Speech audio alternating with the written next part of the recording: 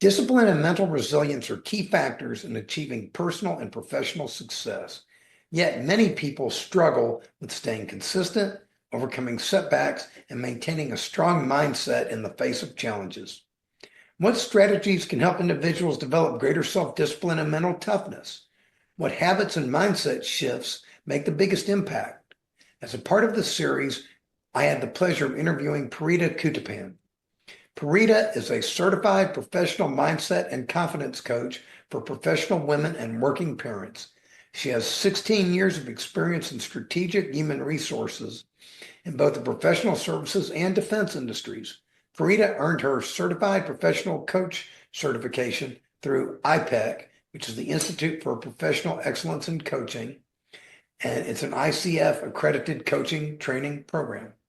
Parita truly believes her coachees are the experts in their lives while she is the expert in the coaching process.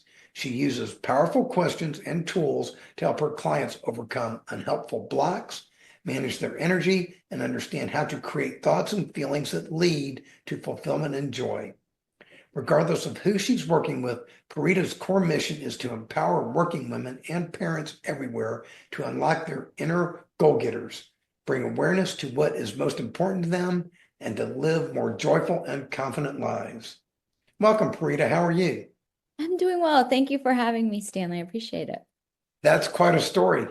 Yeah, Sounds like you've been on a heck of a journey for the last 16 plus years. absolutely.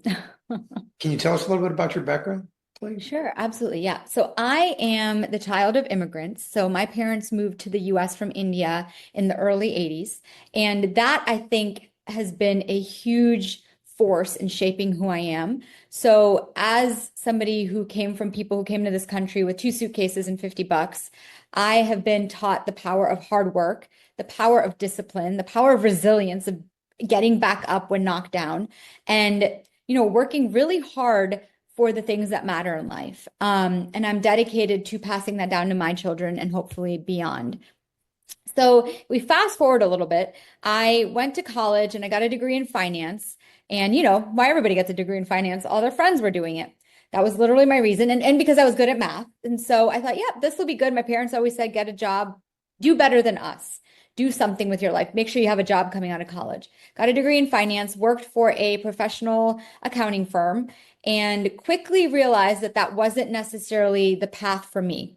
I was a consultant.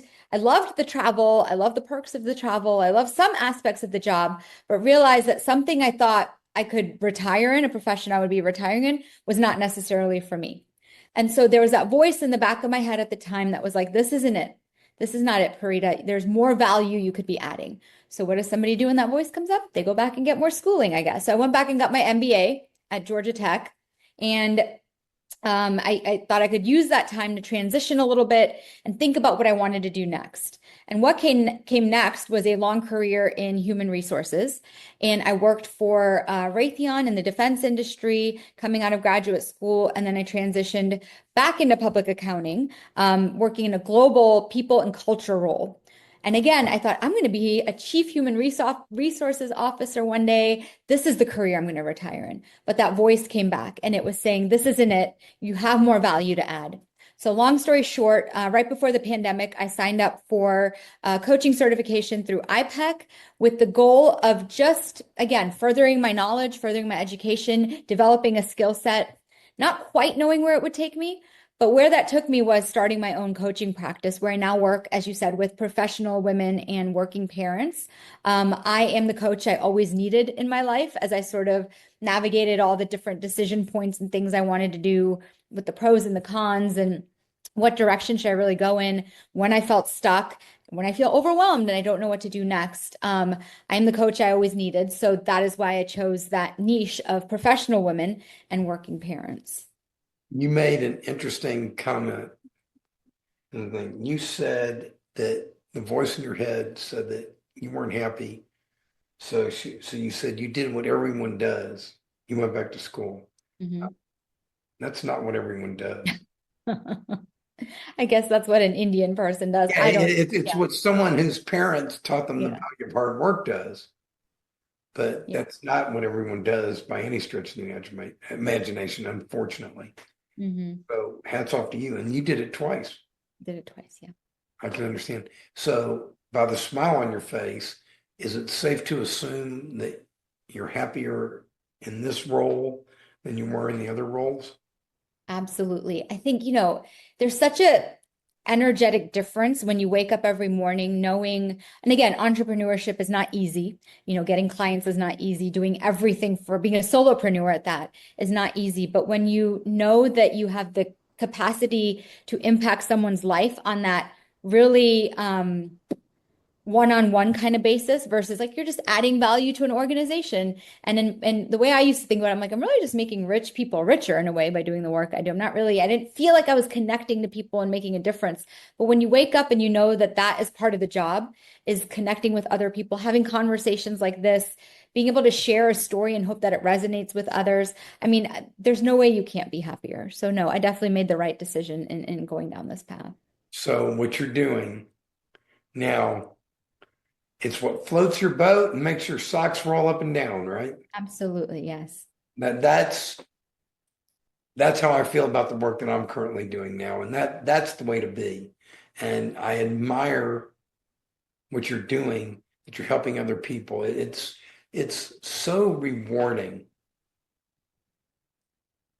to help people. So Mhm. what kinds of problems, or I want to say problems, what kinds of situations Yeah.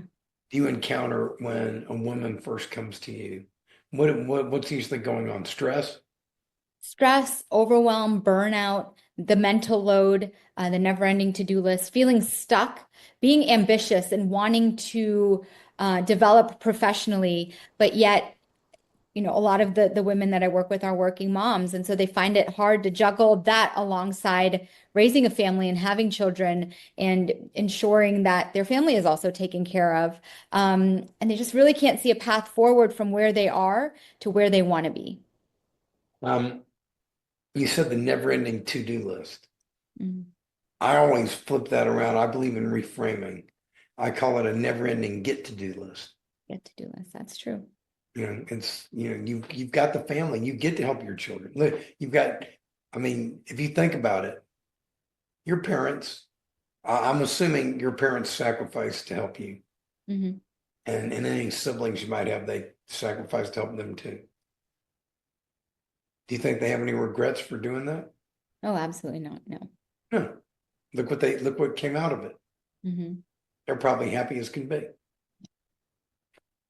So it's I think that's true. And I think that when you are able to take a step back and look back. So if I were to look back on my life when my son was first born, so over 8 years ago, and how I used to view things, I have a different lens. But I think when you're in the thick of things, that reframe is super helpful. I actually do that to me when I have a load of laundry to fold. I'm like, I get to fold laundry. We get to have these clothes. We get to have a roof over our heads. I get to have, right? But I think some days when you're kind of in the middle of things and you have a professional deadline coming up, you have to get your kids stuff ready for soccer or school or there, and you have a million things going on. It's hard to reframe. And that's where the coaching comes in, where you really start to part and parcel, what is your mindset? How are you viewing things? How is that serving you to think about this as a never-ending list of things to do versus what would it look like if you looked at this differently? Right. And so I think that's part of the work that I do. Absolutely. Yeah, I understand. It's real easy for me to sit here in the abstract and say this is what you need to do, and it's another thing for the person who's going through it Yeah. and experiencing it, and the one who is overwhelmed and dealing with it. And sometimes it's a simple. I use a thing I call the stop method. You ever heard of stop, think, observe, proceed? Hmm. STOP. Hmm. It's that brief little pause. And the Take a pause. breath. Yeah. That can make a big difference in what you do. And it can also sometimes catch you from making mistakes. No, you're right. You know, Especially when you're a mom and you have young kids or a dad and you have young kids, and you don't want to take that stress out on them. That's great. I'm going to use that. Stop. I love that. because sometimes you want to lash out at your kids. I mean, you're human. We're all human beings. And it's a normal thing, but it's learning to rise above that. Hmm. And it's a learning process. And you said some other things about get get back up when you fall down. Mm-hmm. Those are important things. Fall down 7 times, get up 8. Yeah. Constant and never-ending improvement. A little bit better every day. I saw a great shirt, probably about a month or two ago, a t-shirt. It said "Beat Yesterday." Love that. I mean, that's how you can sum it up in 2 words. Mm-hmm. That's the goal. That is the goal. Yeah. Um, so have any interesting projects you're working on right now? What do you see in your future? Yeah. So, I mean, right now, I'm really sort of leaning into meeting people where they work. So, if I say I'm working with professional women and working parents, I'm trying to get into organizations to help them see how coaching can help them in the employee life cycle and how it can be a powerful tool for retention and development.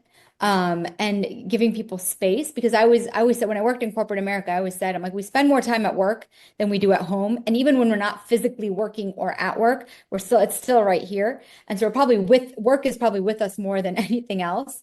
And so I think coaching is one of those tools that can help people kind of create boundaries, can help them realize, what is it that they're doing and how is it serving them? And how can they be their best self at work, but also leave work where it's at and then come in and step into these other roles that they're holding.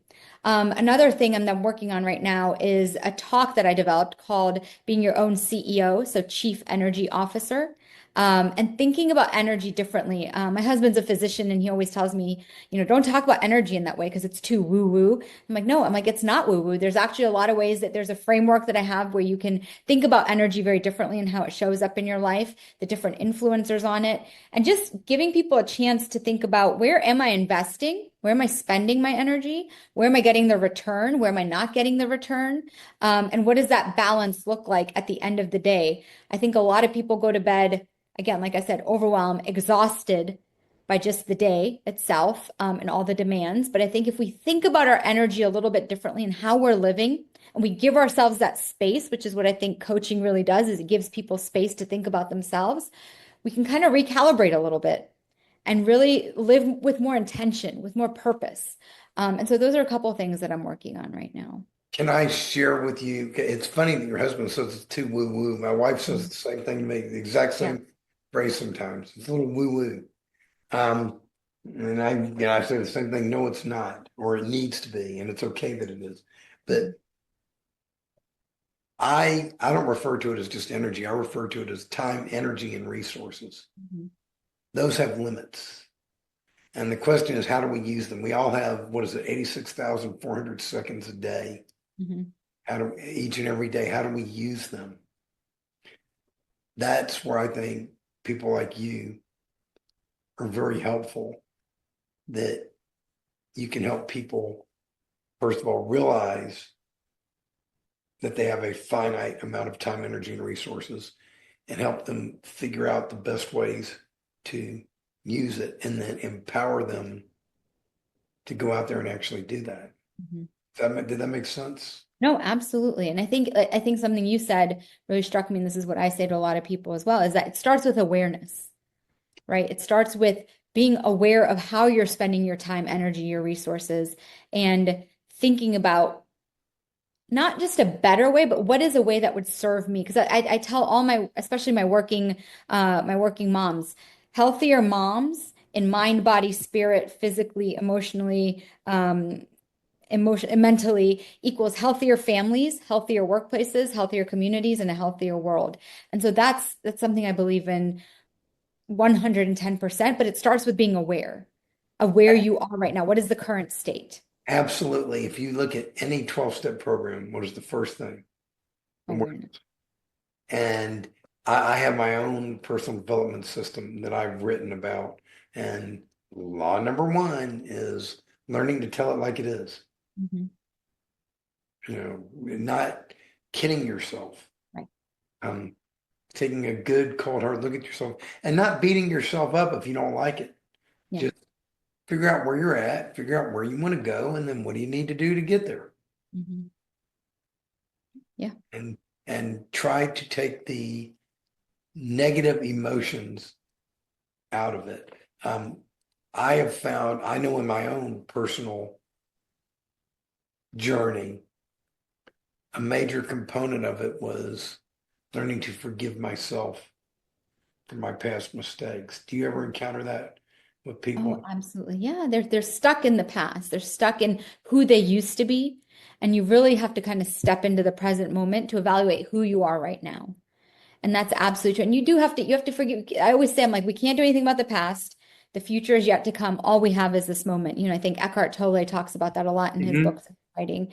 And I really think that if we meet the present moment where it's at, if we are where our feet are, we can start to do that. It takes a lot of work to forgive yourself. I'm speaking from experience, to forgive yourself for who you used to be and how you used to maybe treat other people or speak to yourself or the actions you used to take. But I think we can all get there. But if, again, it comes with that honest awareness. The the past should be what we learn from, not where we Mhm. live. Right. The I chose to look at all the mistakes I made as learning experiences that have made me into the person I am today. And I happen to like the person I am today. And I work on helping people just like you do. And had I not been through the experiences I went through, I don't think I'd be equipped Hmm. to help people as well. And I'm sure you'd agree with that. Your story is the same way. Yeah, absolutely. Yep. So, It all brings us to where we are, right? So, so love yourself. yes. You know, just Self-compassion is something I talk to all of my coachees about. It's something I think about every single day. I'm trying to teach my kids about it as well at very young ages. I wish that's what I'd had when I was younger, a little bit more compassion for myself, a little bit more loving kindness towards myself. And I think it actually does all start with that because when you are more self-compassionate, when you're kinder to yourself, there's no way that that won't show up in the interactions you have with other people, that that won't show up as part of your formula to success. It won't show up in your decision making. It won't show up in the results that you get every day. And so I think it honestly starts with that conversation that you have with that person in the mirror.